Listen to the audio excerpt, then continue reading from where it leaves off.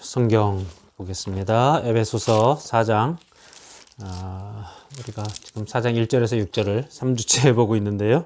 오늘은 4장 4절에서부터 6절까지 함께, 짧으니까 함께 봉독하고 말씀 나누도록 하겠습니다. 4장 4절 시작. 몸이 하나요 성령도 한 분이시니 이와 같이 너희가 부르심의 한 소망 안에서 부르심을 받았느니라. 주도 한 분이시요 믿음도 하나요 세례도 하나요 하나님도 한 분이시니 곧 만유의 아버지시라. 만유 위에 계시고 만유를 통일하시고 만유 가운데 계시도다. 아멘. 우리는 지난주에 3절 말씀을 통해서 하나님의 음성을 들었습니다. 지난주에 3절은 이런 말씀이었죠. 너희가 힘써 지키라. 사랑의 띠로 평안의 줄로 성령이 하나 되게 하심을. 그래서 스푸다조, 힘쓰라, 애쓰라, 전심전력해서 하나됨을 지키라. 이런 말씀을 지난 주간에 나눴습니다. 다시 한번 간단히 묵상을 해보면 하나 되게 하시는 것을 지키는 것이 얼마나 소중한지 그 하나됨이 깨졌을 때 알게 됩니다. 몸이 어딘가 건강을 잃고 또 몸이 상처를 입고 몸의 어딘가가 상실되었을 때 그 건강했을 때가 얼마나 소중한지를 압니다. 가족 관계에서 가족이 깨지고 가족이 갈등을 겪게 될 때 그 가족이 하나였음이 얼마나 소중한지 알게 됩니다. 교회가 갈등을 겪고 분리를 경험해 본 사람들은 압니다. 교회가 화목하고 하나 되고 모두가 연합되어 있을 때 그것이 얼마나 귀중한 것인지를 알게 됩니다. 그래서 우리는 하나 되는 것을 힘써 지키라, 스푸다조 하라, 이 말씀이 우리에게 절절하게 다가왔던 것이 지난 주간의 말씀이었습니다. 오늘 에베소서 4장 4절은 사도 바울이 이렇게 말합니다. 몸이 하나요 성령이 한 분이시니 이와 같이 너희가 부르심의 한 소망 안에서 부름을 받았느니라. 이렇게 표현합니다. 제가 손에 뭘 하나 들고 있습니다. 한번 보시겠습니까? 이거는 오래전에 저에게 어떤 목사님이 보내준 자녀의 결혼, 혼인 초청장입니다. 오늘 4장 4절은 마치 이 초청장에 언급한 말씀과 똑같습니다. 4장 4절은 다시 한번 되새겨보면 이렇습니다. 몸이 하나요 성령이 한 분이시니 이와 같이 너희가 부르심의 한 소망 안에서 부르심을 받았느니라. 이렇게 표현합니다. 길죠? 외우기가 힘듭니다. 그런데 이 말씀을 딱 두 개로 쪼개보면 이렇습니다. 주어가 뭐죠? 주어는 너희가입니다. 동사, 본동사는 뭐죠? 부르심을 받았다. 이겁니다. 한번 따라 하시죠. 너희가 부르심을 받았다. 그리고 이와 같이는 서술어고요. 또 부르심의 한 소망 안에서도 서술어입니다. 따라서 제일 중요한 것은 너희가 부르심을 받았다라는 주어와 본동사, 이게 제일 중요한 단어들입니다. 4절에서 너희가 부르심을 받았다 말하는데요. 한번 이 부르심을 받았다라는 단어는 에클레세테라는 단어인데 우리가 잘 알듯이 교회로 부름을 받았다 했을 때 에클레시아와 같은 어원을 가진 단어입니다. 그런데 이 에클레세테라는 단어는 교회로 부름을 받았다, 소명 이런 말과 함께 동시에 초청을 받았다 이런 뜻도 됩니다. 그래서 제가 오늘 초청장을 보여드렸습니다. 너희는 초청을 받았다 이렇게 해석되는 말씀이 오늘 4장 4절입니다. 초청을 받았습니다. 여러분 기분이 어떠십니까? 혼인잔치에 초청을 받으면 부담이 되십니까? 아니면 혼인잔치에 초청을 받으면 아유 참 좋은 일이네, 즐거운 일이네 이런 생각이 드십니까? 저는 이분을 제가 좋아하기 때문에 이 초청을 받은 일은 되게 좋은 일이었습니다. 그런데 오늘 에베소서 4장 4절의 초청은 단순히 이렇게 내가 아는 지인으로부터의 초청이 아니라 누구로부터의 초청일까요? 하나님으로부터의 초청입니다. 우리 권사님을 하나님이 초청하셨습니다. 우리 여자 사모를 하나님이 초청하셨습니다. 그런데 이거를 하나님으로부터 초청받았다 그러면 이 큰 감격이 돼야 되는데 왜 감격이 안 되죠? 그 하나님이 어떤 분인지, 그 하나님의 초청이 얼마나 큰지를 우리가 잘 모르기 때문입니다. 그러면 이렇게 물어볼 수 있습니다. 이렇게 바꿔볼 수 있습니다. 우리 권사님을 대통령이 초청했습니다. 오, 너무 영광스럽죠. 영광스럽죠. 예. 이렇게 생각하면 우리는 이 초청이 보통의 초청이 아니라는 걸 압니다. 근데 하나님의 초청은 우리에게 왜 감격이 되지 않을까요? 그 하나님의 크심이 우리 마음속에 깊이 믿음으로 다가와 있지 않기 때문입니다. 하나님이 초청하신 것은 대통령의 초청보다, 저 백악관의 초청, 청와대의 초청보다 더 엄청난 초청입니다. 그렇기 때문에 감격스러워야 합니다. 또 하나, 이 초청장을 받은 나는 누구입니까? 저는 이 목사님과 친하게 지내고 몇 년 선후배 사이여서 이 초청이 그렇게 엄청난 영광이다 이렇게 생각하지는 않습니다. 그러나 하나님이 우리를 초청했는데 우리의 모습은 어땠습니까? 수신자인 우리, 초청을 받은 우리의 모습은 과거에 어땠습니까? 에베소서 2장은 과거에 너는 이런 자였다 얘기할 때 이렇게 표현합니다. 허물과 죄로 죽은 자였다. 너는 죄투성이었다. 너는 허물투성이었다. 너는 엉망진창이었다. 너는 소망도 없었다. 너는 절망 가운데 있었다. 너는 소외된 자였다. 너는 하나님의 약속과는 상관없는 이방인이었다. 그렇게 말하는 겁니다. 그러니 그렇게 형편없는 자에게 백악관의 초청이 온 거죠. 청와대의 초청이 온 거죠. 하나님으로부터의 초청이 온 겁니다. 그러니 놀랍습니다.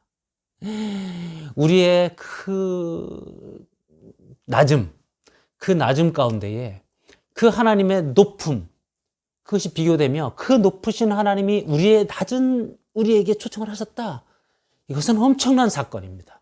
너무 하찮은 사람을 그렇게 높으신 그렇습니다. 분이 초청을 해주세요. 너무 감격에 무량하지. 아멘입니다. 그런데 이렇게 하찮은 우리를 하나님은 어떤 눈으로 보시느냐? 너희가 전에는 이런 자였지만 지금은 하나님의 백성이 되었다. 아멘이십니까? 하나님의 자녀가 되었다. 아멘이십니까? 너희는 죄의 종이었다. 그런데 이제는 자유한 자가 되었다. 거룩하고 흠이 없는 자가 되었다. 하나님이 빚어가시는 아름다운 성전, 아름다운 가족이 되었다. 너희는 이제 하나님이 만드는 명품이 되었다. 이렇게 말씀하는 겁니다. 그런 우리를 부르시는 겁니다. 하나님은 우리의 그 형편없었던 죄와 허물로 소망도 없고 소외됐던 절망 가운데 빠졌던 자가 아니라 이제는 소망 가운데 자유인이 되고 해방된 자가 되고 하나님의 가족이 되고 성령 안에서 새롭게 빚음을 받는 명품으로서 우리를 보고 계신다. 이렇게 말씀하는 겁니다. 하나님이 우리를 명품으로 보고 계시다니 얼마나 참 송구스럽습니까? 그러나 하나님은 이렇게 말씀하시는 것처럼 들립니다. 명품답게 살아라. 하나님의 백성답게 살아라. 거룩한 예복을 갖춰 입어라. 저희는 오늘 예배 드릴 때에 평소와 달리 그냥 잠옷 상태가 아니라 옷을 이렇게 정결하게 깔끔하게 입었습니다. 왜냐하면 하나님 앞에 나오는 거니까요. 그렇게 우리가 결혼식에 갈 때도 예복을 잘 입지 않습니까? 양복을 잘 입지 않습니까? 이런 것처럼 하나님에게 나갈 때 이렇게 예복을 잘 입고 나가는 이런 모습들이 아름답다 생각됩니다. 근데 이 초청장의 내용은 무엇이었습니까? 혼인잔치였습니다. 오늘 4절은 너희가 부르심의 한 소망 안에서 부름을 받았다. 초청을 받았다. 이렇게 표현합니다. 그 부르심의 한 소망, 부르심의 한 소망으로 부름을 받았다. 이게 내용인데요. 사도 바울은 소망을 얘기할 때마다 무슨 소망을 얘기하냐면 하늘에 쌓아둔 소망, 그리스도를 향한 소망, 이런 표현을 씁니다. 한번 이렇게 여쭤보겠습니다. 예수님을 만나고 싶으십니까? 아멘이십니까? 예수님은 어디에 계십니까? 하늘나라 하나님 우편 보좌에 앉아 계십니다. 그 예수님을 만나려면 어떻게 해야 됩니까? 하나님 나라 가서 이제 만나게 됩니다. 그러니 이 한 소망은, 예수님을 만나고 싶은 이 소망은 하늘에 있는 소망입니다. 근데 이 소망에 관하여 예수님은 가끔 이런 표현을 씁니다. 천국에 혼인잔치가 있다. 그러면서 마태복음 22장은 이렇게 말합니다. 천국은 자기 아들을 위하여 혼인잔치를 베푼 어떤 임금과 같다. 이렇게 표현을 합니다. 천국은 뭐라고요? 자기 아들을 위하여 혼인잔치를 베푼 어떤 임금과 같다. 천국에 지금 혼인잔치가 벌어졌습니다. 어떤 임금님, 어떤 왕이신 하나님이 혼인잔치를 베풀었습니다. 누구를 위하여? 그 아들 예수 그리스도를 위하여 혼인잔치를 베풀었습니다. 그리고 우리에게 초청장을 보냈습니다. 여러분, 이 혼인잔치에 참여하고 싶으십니까? 네, 저도 아멘입니다. 사도 바울은 심지어 이렇게 표현하죠. 빌립보서 1장 23절에서 내가 차라리 지금이라도 이 세상을 떠나 그리스도와 함께 있는 것이 나의 소망이다. 이렇게 표현합니다. 저도 빨리 하나님 나라에 가서 이 예수님의 이 혼인잔치에 참여하고 싶습니다. 신랑 대신 예수님이라고 표현하죠. 신부 대신 성도들이라고 표현하죠. 우리는 성도이고 우리는 신부이고 예수님은 신랑이십니다. 그 혼인잔치에 빨리 가서 그분을 만나고 싶습니다. 저의 소망입니다. 이 세상에 무슨 큰 희망이 있습니까? 우리가 무슨 이 몸이 자꾸만 이렇게 후퇴되어가는 우리에게 무슨 큰 소망이 있겠습니까? 이렇게 갈등이 가득한 세상에 무슨 큰 소망이 있겠습니까? 한시라도 빨리 하나님과 있는 것이 저의 소망입니다. 여러분도 그러실 줄 믿습니다. 그 나라에 가면 천군 천사들이 나팔을 불면서 혼인잔치를 준비하고 있을 겁니다. 그 나라에 가면 우리의 믿음의 선진들이 증인으로서 그곳에 와 있을 겁니다. 그리고 우리는 아름답게 신부로서 화장하고 단장하고 우리를 아주 기쁘게 맞아주시는, 우리를 사랑의 눈으로 맞아주시는 그 예수님을 우리가 만나게 될 것입니다. 그 나라에 빨리 가고 싶은 것이 저의 마음입니다. 전에 어떤 교회에 가서 제가 설교를 했던 적이 있습니다. 그리고 그 교회의 성도들에게 물었습니다. 여러분, 천국에 가고 싶으십니까? 그랬더니 아멘 하셨어요. 아멘이십니까? 그런데 제가 이렇게 물었습니다. 지금 당장 가고 싶으십니까? 그랬더니 아멘을 안 하시더라고요. 왜 그랬을까요? 지금 할 일이 많은데 지금 천국 가면 어떻게 해요?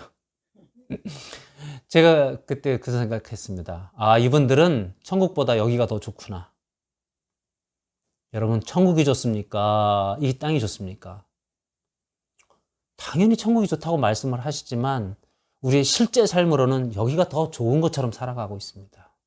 천국이 더 좋은지를 우리는 확신하지 못하고 있습니다. 이게 우리의 오류입니다. 한국교회는 천국에 대한 소망을 잃어버린 것 같습니다. 천국이 얼마나 좋은지를 기억하지 못하고 있는 것 같습니다. 어쩌면 이 땅에서의 삶이 너무 편안하고 좋아서, 지금 너무 배부르고 좋아서 그냥 이 정도로도 충분하다고 느끼고 있는지 모르겠습니다. 잠언 30장 9절에서 아굴이 말하는 것처럼 배불러서 하나님을 잊어버린 그러한 것이 한국교회의 형편이 아닌가 싶습니다. 예수님의 혼인잔치에 가고 싶은 소망이 과연 있는지 하나님이 묻습니다. 너는 그 소망이 있느냐?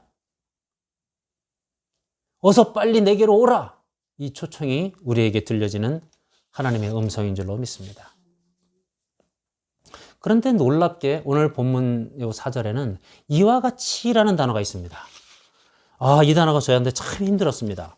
이와 같이라는 단어, 이게 도대체 무슨 뜻일까요?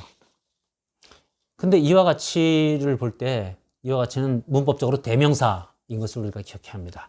그러면 이와 같이라고 하는 것은 무언가를 가리키고 있습니다. 헬라어로는 카소스인데요. 이와 같이는 본문에서 그 앞에 나왔던 너희는 한 몸이요, 몸이 하나요, 성령이 한 분이신 것처럼 이라는 뜻입니다. 이와 같이라는 말은 몸이 하나인 것 같이, 성령이 하나인 것 같이 라는 말로 등치됩니다. 그러면 우리를 부르셨는데 이와 같이 부르셨다는 말은 다시 한번 쉽게 풀이하면 이렇습니다. 우리를 초청하셨는데 한 몸 같이 부르셨다. 우리를 초청하셨는데 성령이 한 분이신 것처럼 부르셨다. 이런 거예요. 이 말은 또 무슨 말입니까? 한 몸 공동체, 한 성령 공동체와 같이 부르셨다. 그래서 이 말은 에베소서 2장 18절에 가면 이렇습니다. 이방인과 유대인 갈라져 있었습니다. 분리되어 있었습니다. 근데 2장 18절에서 이렇게 말합니다. 둘이 한 성령 안에서 아버지께 나아감을 얻게 하려 하심이라. 그래서 제일 중요한 게 함께 나아감입니다. 함께 나아감. 그러니까 우리가 초청을 받았는데 김석진만 초청받은 게 아니고요. 이혜자만 초청받은 게 아니고요. 민복형 권사님만 초청받은 게 아니고요.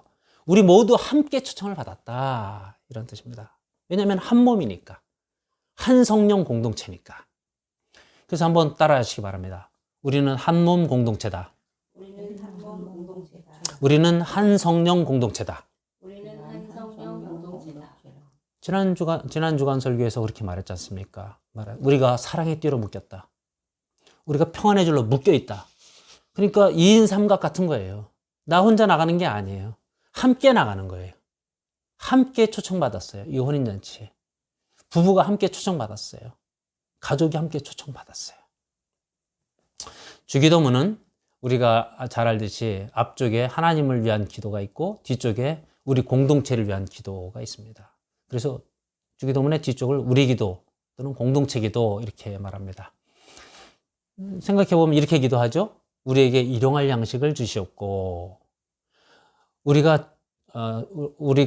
죄 지은 자를 사하여 준 것 같이 우리의 죄를 사하여 주옵시고 우리를 시험에 들게 하지 마옵시고 다 우리 기도입니다.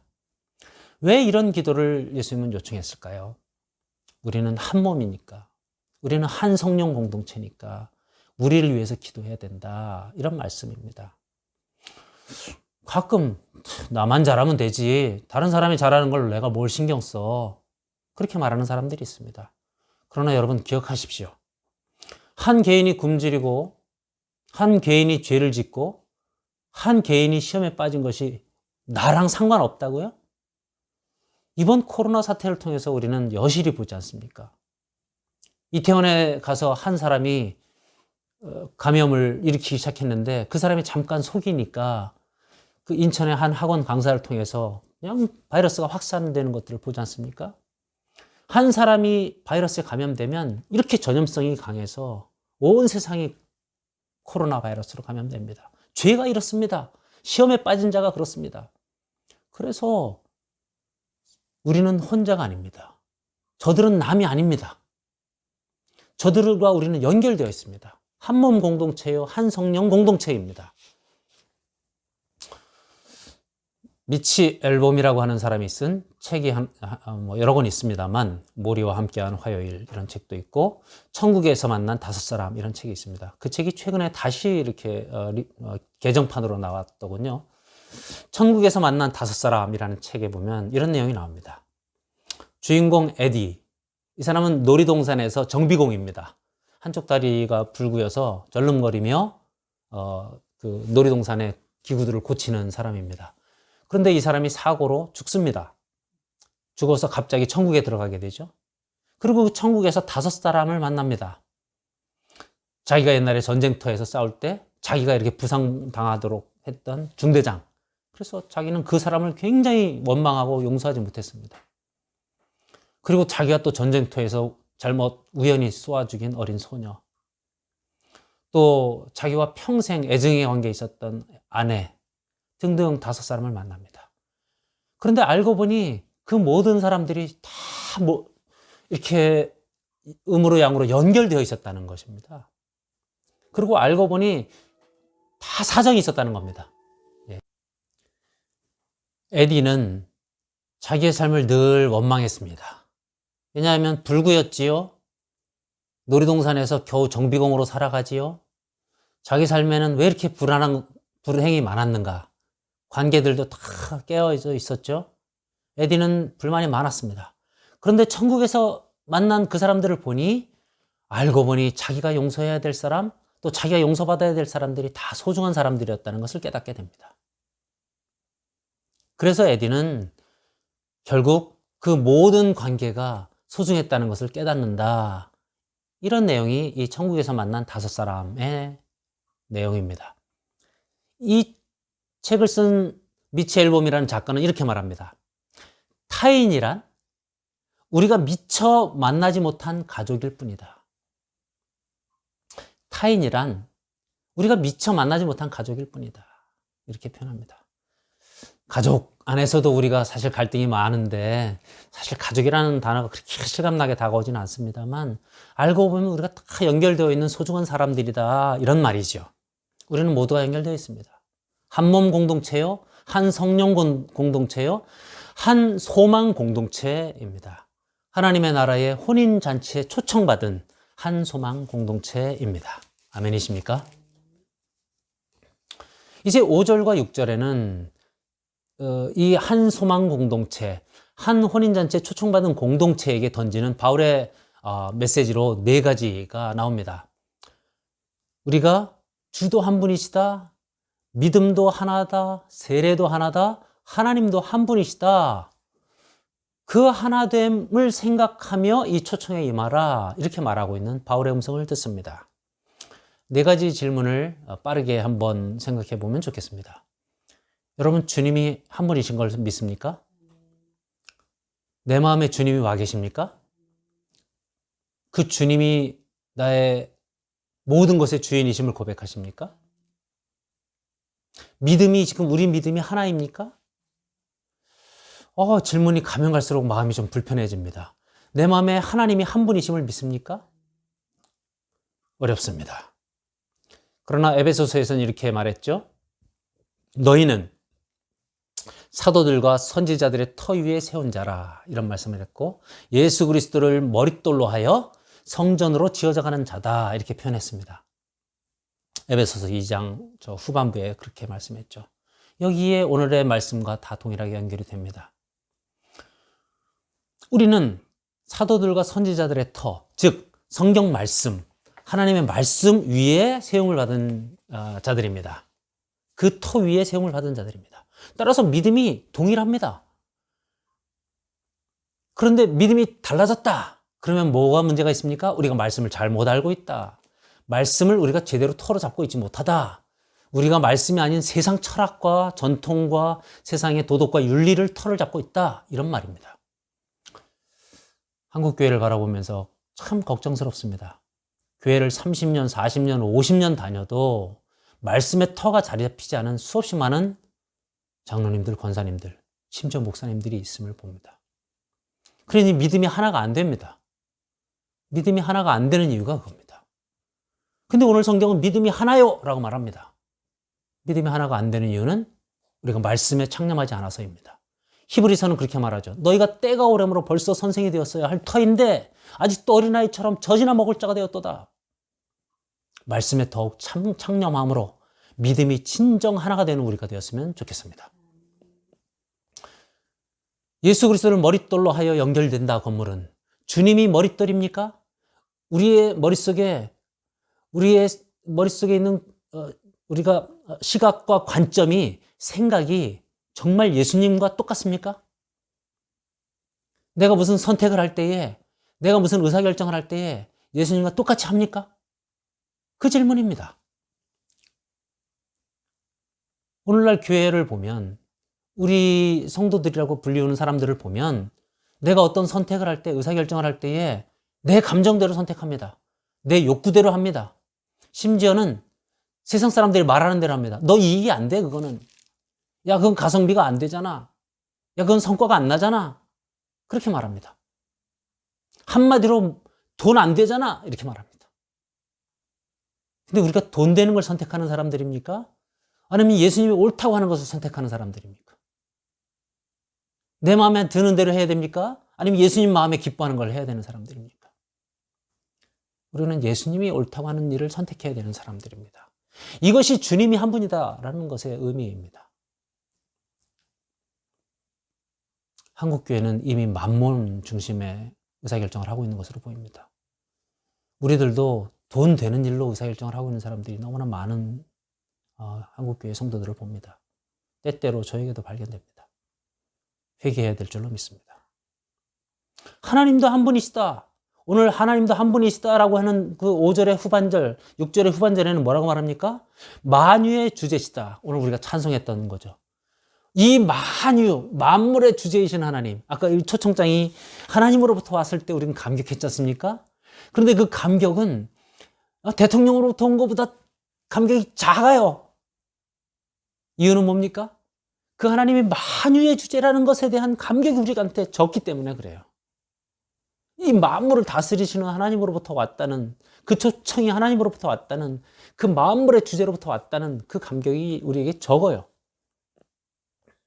만물을 지으시고 만물을 섭리하시고 지금도 운행하신다. 만유 위에 계시고 만유를 통일하시고 만유 안에 계신다. 그 말씀입니다. 그분이 우리를 초청해 주셨습니다. 그분이 우리를 이 땅을 다스리는 자로, 동역자로 삼아 주셨습니다. 아멘이십니까? 하나님은 그 뜻을 가지고 계십니다. 주기도문의 앞에 있던 세 가지입니다. 그 이름이 거룩히 여김을 받으시오며 나라에 임하옵시며 그 뜻이 하늘에서 이루어진 것처럼 땅에서도 이루어지이다. 라고 기도하는 우리들을 하나님이 부르십니다. 그런데 이 땅에서 이 비극적인 사건들이 일어나고 있죠. 엊그제 미국에서 일어난 사건 중에 하나입니다. 백인 경찰이 흑인을, 그것도 뭐 엄청난 일도 아니었습니다. 그런데 흑인의 목을 무릎으로 짓눌러서 흑인이 살려달라고 발버둥치는데 결국 죽였습니다. 지나가는 행인들도 저 흑인을 놔주라고, 저 사람이 죽어가고 있는 것 같다고. 무슨 큰 죄도 아니었습니다. 그런데 그 흑인을 인종차별적으로 무릎으로 짓눌러서 죽였습니다. 이런 일이 벌어지고 있습니다. 지금도 힘 있는 나라가 힘 없는 나라들을 압제하고 있습니다. 그리고 권력 가진 사람들이 힘없는 자들을 압제하기 위해서 법을 만들고 있습니다. 만몬에게 질질 끌려다니는 사람, 쾌락에 질질 끌려다니는 사람, 권력의 시녀가 된 사람들이 즐비한 세상입니다. 영원히 이 땅에 살려고 작정한 사람들처럼 보이는 사람들이 수두룩합니다. 여기저기 수많은 사람들이 죽어갑니다. 코로나로 죽어가고 또 전쟁으로 죽어가고 가난으로, 기근으로 죽어갑니다. 그런데 이 하나님 안에 있는 우리들의 마음은 하나님과 하나가 되어 있지 않습니다. 그 하나님의 마음으로 세상을 바라봐야 한다는 것이 바울의 말입니다. 그런 한몸 공동체, 그런 성령 공동체, 그런 한소망 공동체로 나아오라라고 하는, 그 혼인잔치에 나오라 하는 것이 하나님의 바울의 초청이고 하나님의 초청입니다. 말씀을 맺으려 합니다. 오늘은 7가지의 하나됨에 대한 이야기를 오늘 사도 바울이 이야기했습니다. 몸이 하나요, 성령이 하나요, 믿음도 하나요, 세례도 하나요, 한 분 예수님, 한 분 주님, 한 분 하나님, 7개의 하나됨을 이야기했습니다. 그러면서 우리를 그 하나님 나라의 혼인잔치에 우리를 초청해 주셨습니다. 저는 그 초청을 받았다는 것이 감격입니다. 그 하나님 나라에 가기를 소망합니다. 하루라도 빨리 가기를 소망합니다. 지난주에 얘기했던 전심전력해서 힘써서 애써서 그 하나됨을 지키는 것이 우리에게는 의미가 있습니다. 그렇게 될 때에 지금은 이 하나됨이 우리가 완전하진 않을지라도 한 믿음, 한 주, 한 하나님, 한 세례, 한 소망이 점점 하나로 공고해질 줄로 믿습니다. 아름다운 일치가 우리 안에 일어날 줄로 믿습니다. 아름다운 연합과 통일이 일어날 줄로 믿습니다. 그리고 그 끝에서 그 하늘나라 천국잔치에서 우리 서로를 만나고 얼싸안고 끌어안고 즐겁게 웃게 될 줄로 믿습니다. 그러나 어쩌면 이 땅에서는 고통을 당할 수도 있고, 이 땅에서는 핍박을 당할 수도 있고, 이 땅에서는 심지어 죽음을 당할 수도 있습니다. 왜냐하면 그 의를 추구하기 때문입니다. 의를 위하여 핍박을 받을 수 있다는 것입니다. 그러나 이렇게 기도했으면 좋겠습니다. 천국 혼인잔치에 초청을 받은 명품 그리스도인으로서 그 의를 위한 핍박을 견디게 용기를 주옵소서, 이렇게 기도했으면 좋겠습니다. 이 땅에 가짜 기쁨, 가짜 쾌락에 눈 돌리지 않고 참된 희락에 눈 돌리는 우리들이 되게 해달라고 기도했으면 좋겠습니다.